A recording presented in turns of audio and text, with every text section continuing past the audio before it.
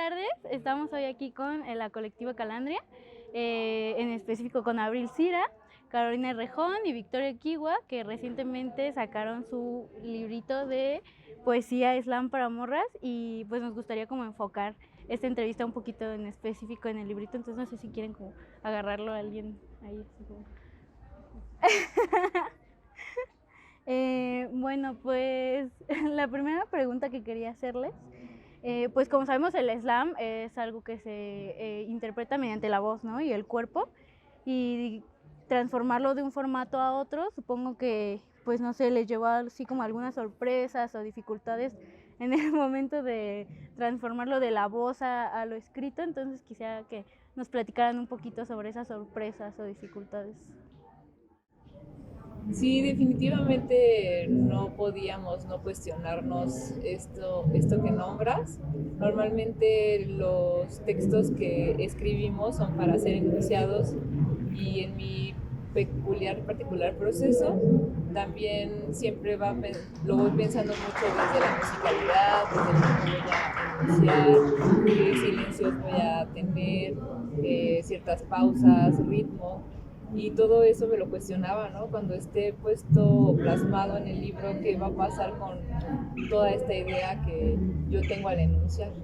Pero también, pues al final, como en todo acto artístico, en toda creación, quien termina de formar o de reinterpretar lo que observa, lo que se escucha, es el espectador, es quien lee, quien observa. Entonces eso fue interesante también, como el soltar los textos, el permitir escuchar nuestras ideas, nuestros imaginarios de otras voces. Y creo que eso ha sido lindo de este proceso de poder tener un archivo, un libro editado de slam de poesía para morras.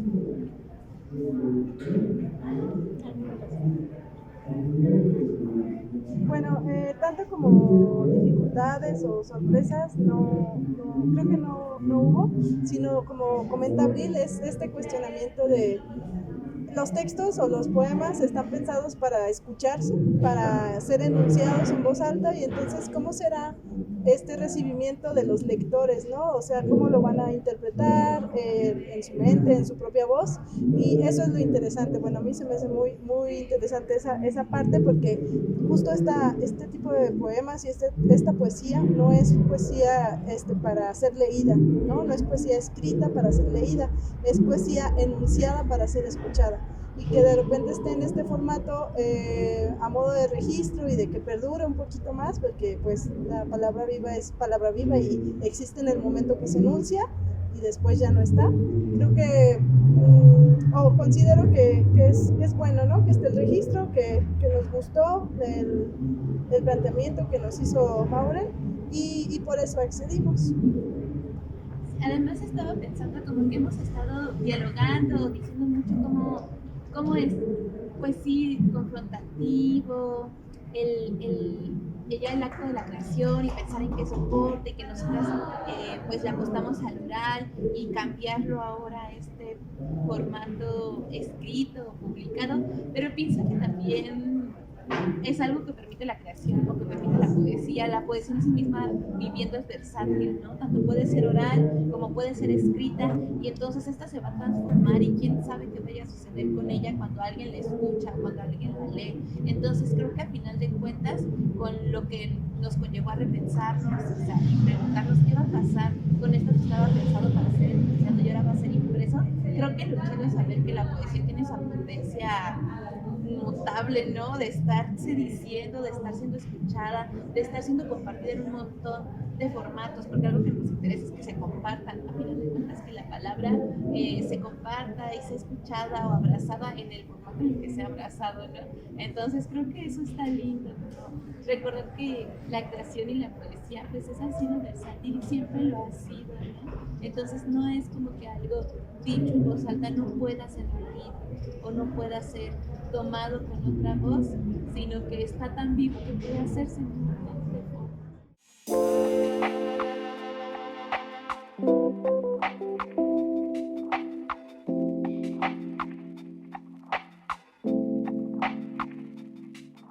ya así como entrando en esto, cuando pues uno escribe poesía y sobre todo pues cualquier texto, ¿no? Es como un ente vivo en sí mismo que ya fuera, cuando alguien más lo comienza a leer, pues es independiente, ¿no? ¿Les han dado así como alguna interpretación de alguno de sus textos que ustedes es como, no sé de dónde te sacaste eso, así como alguna situación en específico que... Pues yo no tengo a- Como o sea, anécdota, una sí. anécdota al respecto, pero sí soy consciente que cuando leí la edición de nuestro libro, para mí fue peculiar el darme cuenta cómo era reinterpretada por estas mujeres investigadoras. Y eso fue algo que, pues sí, de repente cuestionaba algunas hincapiés o pues algunas formas, Conceptos. conceptos que ellas utilizaron, pero también no es como que me haya ofendido o les haya dicho qué onda con esto, hay que volverlo a editar, ¿no? Yo no estoy de acuerdo así.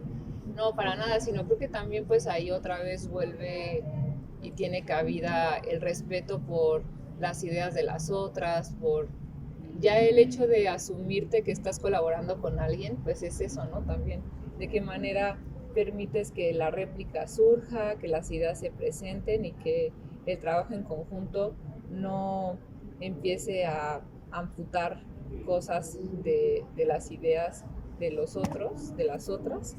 Y pues creo que eso más que sentirme como, tener anécdotas así, o pues es eso más bien a lo que me llevó el darme cuenta del archivo.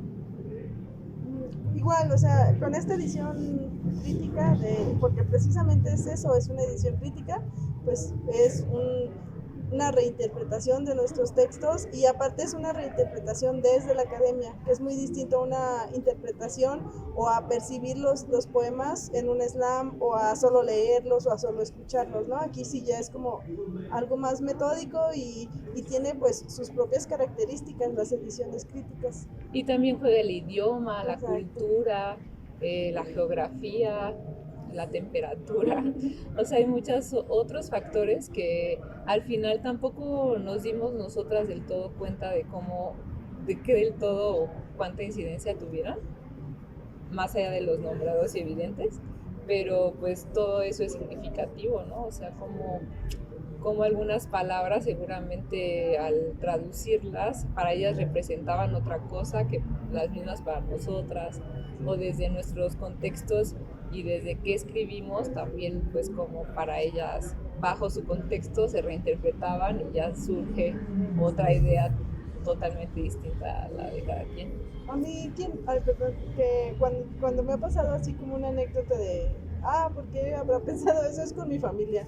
O sea, creo que con quienes sí he tenido, no son situaciones incómodas, simplemente es como reflexionar un poco, tal vez ellos me conocen desde otro lado, ¿no? Como hija, o como mamá, o como hermana, o como prima, o como sobrina, y de repente cuando se encuentran con mis textos, como que me desconocen o no saben de dónde viene todo esto, ¿no? Todo este proceso, pero precisamente es eso, es como una interpretación y reinterpretación de lo que ellos perciben y como espectadores, ellas y ellos. Pero así desde la academia, pues apenas es lo primero. Nos han hecho notas o escritos, textos, pero por ahorita creo que pues hemos coincidido, ¿no?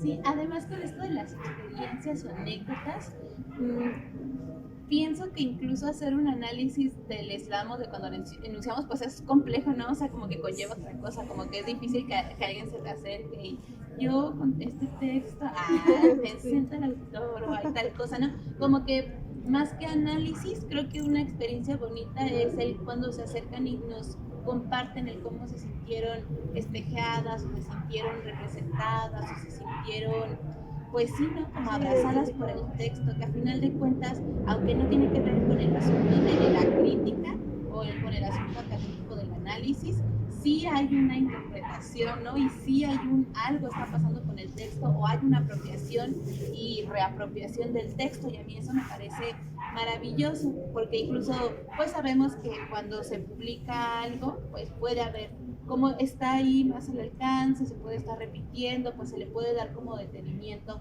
a dar un análisis parte por parte o el análisis que se le quiera hacer, ¿no? Y que en el momento en la escucha, pues adquiere otros.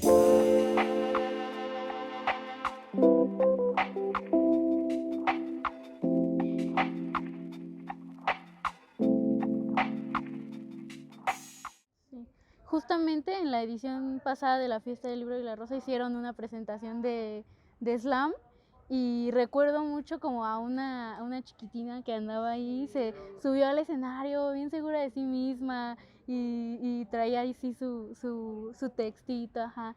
¿Qué le dirían a esas niñas que ya desde tan chiquitas se pueden sentir seguras, ¿no? Que como esta red de apoyo que se ha formado, que les da un poquito de un empujoncito, ¿no? Para subirse a un escenario y gritar. Ella habló, por ejemplo, desde el enfoque de género, ¿no? Y qué cañón que desde tan chiquita ella ya tenga como el chip de que tiene que enunciar cosas que tienen que ver con la forma en la que estamos las mujeres, ¿no? Entonces, ¿qué mensaje le darían a esas niñas que las leen y las escuchan? A mí me gusta mucho darme cuenta de las jóvenes y de las niñas que ahora con las que compartimos el mundo a mi edad y reconocer otras niñas en formación o de formación. Pues también cómo observan el mundo, y creo que ahora tienen otras libertades que yo no recuerdo haber tenido cuando tenía sus edades, y también tienen otra seguridad en el cuerpo, en la palabra. Entonces pues eso, que sigan sus impulsos, que sigan, si tienen ganas de treparse y decir algo, que lo hagan, si quieren guardar silencio también es válido, pero pues que sigan el impulso, que cuestionen todo, que sean curiosas, que no duden en hacer, que sigan luchando y valorando la libertad en toda su expresión. Bueno, creo que para mí ha sido muy complejo justo este proceso como con la infancia o con las adolescentes, porque pues justo tengo una hija, ¿no? Entonces ver como la manera en que ella observa y se posiciona y nombra el mundo es muy distinto, como decía Abril, al momento en el que yo estuve creciendo. Y aún así pues creo que es eso, ¿no? Que si tienen ganas de dibujar, que lo hagan, que si tienen ganas de escribir, que lo hagan, que si tienen ganas de hacer silencio también, que lo hagan. Es como, pues está la posibilidad, antes ni siquiera estaban las posibilidades, ahora están todas las posibilidades del mundo, pero también considero que hay un miedo o una desconfianza a este mundo que estamos dejando, o a este mundo que tenemos ahorita, tan caótico, tan complejo. También muchas de las generaciones que van a ser adolescentes en algún momento son niños ya de pandemia, o sea, niños que pasaron, o infancias que pasaron por una pandemia, y ese es un proceso histórico que nosotras no entendemos, y sí es algo que yo no entiendo como desde, o sea, lo viví ya como adulta, pero yo no lo viví como niña o como adolescente, y es algo muy complejo, pero aún así siento que generó mucha desconfianza, ¿no? Desconfianza ante el futuro. Entonces, pues sabemos que no hay futuro, pero sí hay presente, y creo que eso es lo que necesitamos recordarles constantemente a las niñas y a las adolescentes, que hay mucho presente todo el tiempo. Entonces, pues confiar un poco más en ese presente. Yo pienso que no podemos como no nombrar que hay una gran cosa, que hay un gran movimiento político epistémico así, ¿no? Como que es el feminismo, como este movimiento social, y que a mí me parece que una de las cosas ha sido la representatividad pública de nosotras, ¿no? Así, en las marchas, en un montón de espacios, en algunas escuelas o espacios como académicos, y yo creo que ahí se han ido abriendo grietas, ¿no? Se han ido abriendo como ha habido rupturas, y creo que también nos ha hecho a nosotras como voltear a ver, ¿no? Y saber que todo siempre giró no solo en el asunto del género, sino en las clases sociales, en ciertos orígenes, en ciertas accesibilidades e incluso en la adultez, ¿no? O sea, el mundo está hecho por adultos y para adultas y nos vamos más por adultos varones, para adultos varones, ricos, blancos, etcétera, etcétera. Entonces yo creo que algo que se puede o que hacemos posicionando desde la creación y desde la compartencia es el cómo nosotros podemos ser cómplices de las niñas, de las adolescentes, así, no tanto desde la tutela, de te voy a enseñar que está chido, ¿no? Te voy a enseñar desde dónde sí, no, sino sí, o sea, y otra vez, porque es que en prácticas adultocentristas, ¿no? Y desde ahí, ¿cómo nos hacemos cómplices, ¿no? Reconociendo a las niñas que fuimos y a las adolescentes que fuimos, ¿no? Con estas carencias, con estas violencias, con estas heridas. Y a mí ahí me parece que la creación en esta cosa tan intergeneracional y tan que le vale madre qué edad tenga uno, ¿no? O sea, como que la creación no distingue, o sea, puede crear cualquiera desde cualquier edad, en cualquier contexto también en el desde ahí, ¿no? Y cómo vamos haciendo y tejiendo complicidades en este montón de cosas, ¿no? Entre adultas, con otras más adultas, con las niñas, con las adolescentes, y al menos para mí, o sea, ahorita sitúo mucho este proceso de tener escucha, de tener ciertas posibilidades a muchos deseos o sueños que yo no podía tener de niña y que conforme voy pasando el tiempo yo reconociera algo que yo quería soñar y que ahora ya es un sueño real y que el sueño implica material, así como que se puede materializar, ¿no? Que a mí me parece un acto como de mucha, pues de mucha ilusión, que pues las ilusiones son políticas, ¿no? Entonces tener esa ilusión y decir, imagínate que otra niña pueda decir, no manches, yo quiero soñar con escribir, o quiero dedicarme a la creación y que haya estas complicidades que podamos voltear y decirles que sí se puede, o también es para nosotras, aunque pareciera que no, también lo va a hacer para nosotras, quizá desde otras formas, pero va a haber algo. Y que se conecta con tu pregunta del por qué escribir, ¿no?